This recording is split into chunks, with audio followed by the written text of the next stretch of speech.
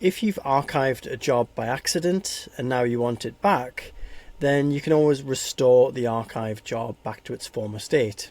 So first of all, you'll need to find the archived job. The way to do that is to change the filter here to Archive Jobs. Now these are shown in red, indicating that they've already been archived. If we go into one of these here, open this up, we can then edit the job and use the Unarchive button to restore it back to an active job. So just remember, when you archive a job, it's not deleted, it's just hidden away. When you restore it, it's back to how it was originally. So let's go ahead and unarchive this job.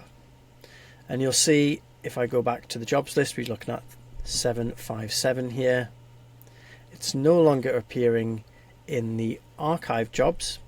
If we go back to all jobs and search for 757, you'll see it's now appearing here.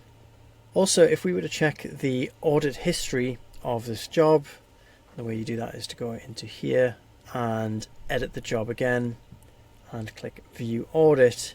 Then this would show the fact that it's been originally archived and then restored. I won't go into this now, but please check out our separate guide on auditing. So just to recap, if you want to, you can always restore an archived job. It's not lost, it's not gone. Restoring it will bring it back to its former state. Now you can archive and restore jobs anytime you want. It's worth noting you can also archive and restore reports too. So that might be appropriate for your situation.